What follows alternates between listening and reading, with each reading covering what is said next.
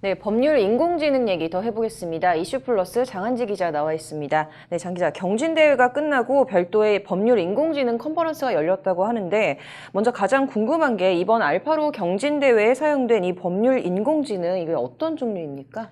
네, 기계가 문서를 읽고 이제 이해하는 인공지능 기술을 영어로는 머신 리딩, 우리말로 번역하면 기계 독해 정도라고 해석이 되는데요. 관련 용어가 따로 있을 정도로 이미 전문 분야를 형성하고 있습니다. 이른바 4차 산업혁명에서 중요한 위치를 선점하고 있는 분야이기도 하고, 이제 구글 등 세계 굴지 IT 기업들이 천문학적인 자금을 투자해서 시장을 선점하기 위해 치열한 경쟁을 벌이고 있다고 합니다. 관련해서 법률에서 기계 독해가 응용되는 대표적인 분야가 바로 이 계약서 분석입니다. 계약서를 이해하고 분석하는 시스템은 고도의 인공지능 기술이 필요하기도 하고 NLP라고 불리는 자연어 처리 기술의 최종 목적지라는 것이 이제 이번 알파로 경진대회를 주최한 한국인공지능법학회 관계자의 설명입니다. 그리고 이번 경진대회에서 사용된 인공지능은 국내 한 연구소가 개발한 것으로 약칭 CIA라고 불리는 인공지능 분석기입니다. 네, 이 미국 정보기관 CIA는 아닐 것 같은데 이게 뭐의 약자입니까? 네, CIA는 Contract Intelligent Analyzer 이의 약자로 이제 우리말로 하면은 계약서 인공지능 분석기 정도가 됩니다. 계약서 내용을 통째로 읽고 이해한 뒤에 계약서의 위험 요소와 누락 항목 등을 이제 5초에서 10초 만에 찾아낼 수 있는 것으로 알려졌습니다. 관련해서 강현중 사법정책연구원장의 말을 들어보시죠. 네.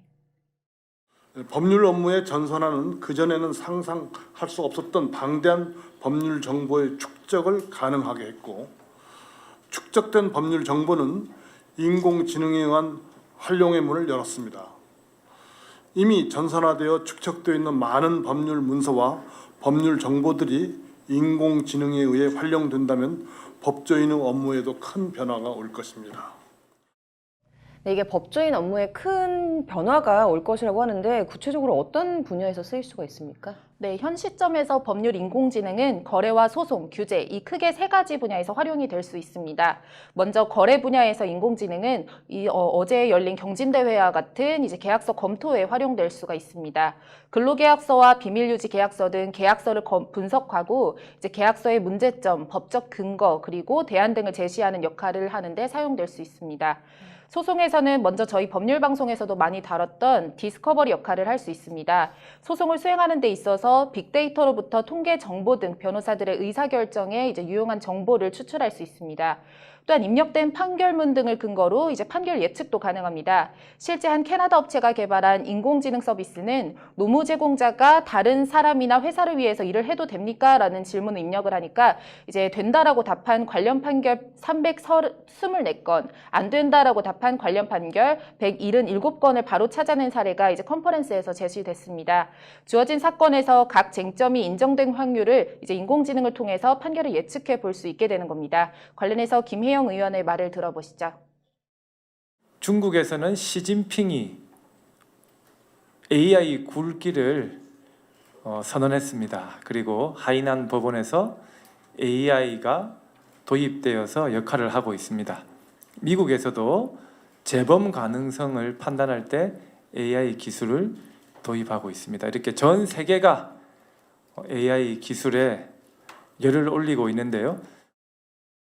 네, 이 규제 관련해서는 법률 인공지능이 어떻게 활용이 될 수 있나요?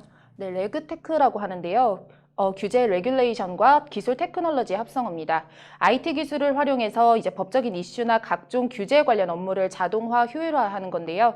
증권사를 예로 들면 이제 레그테크 서비스를 도입하게 되면 이제 규제 이슈와 관련된 사항을 지점 단위까지 이제 실시간 모니터링할 수 있고요. 그다음에 동시에 금감원 상시 보고 시스템으로 즉시 보고도 가능해집니다. 지점 등에서 발생하는 각종 거래 등 이제 업무 결과를 손쉽게 현황판 형태로 제공해서 IT 관련 지식이 없는 컴플라이언스 전문가도 한눈에 이상 거래 징후 등을 확인할 수 있도록 하는 형태가 됩니다. 현재 IBK 투자증권을 시작으로 자본시장 분야의 레그테크 도입이 빠르게 확산하고 있다는 게 이제 컨퍼런스 참가자들의 설명입니다. 네, 또 그 밖에 어떤 내용들이 논의가 됐습니까? 네, 인공지능과 관련한 법적인 이슈와 관련해서 이제 정작 법률을 포함해서 인공지능에 대한 법제도가 제대로 마련되어 있지 못하다는 점이 이제 지적이 됐습니다. 암호화폐와 비슷한 상황이다 이렇게 보시면 될 것 같은데요. 현상은 있는데 법과 제도가 사회 현상을 제대로 따라가거나 뒷받침하지 못하는 그런 규율하지 못하는 상황인 겁니다. 관련해서 이주영 국회부의장은 축사를 통해서 컨퍼런스를 통해 제기된 의견을 소중히 수렴해서 국회 차원에서도 지속적으로 관심을 갖고 제도적, 정책적 지원 방안 마련을 위해 노력하겠다고 밝혔습니다. 네, 좀 말 그대로 좀 신세계가 열리는 것 같은데요. 이 인공지능을 통해서 법조 문턱이 좀 낮아지고 가까워졌으면 좋겠네요. 오늘 잘 들었습니다.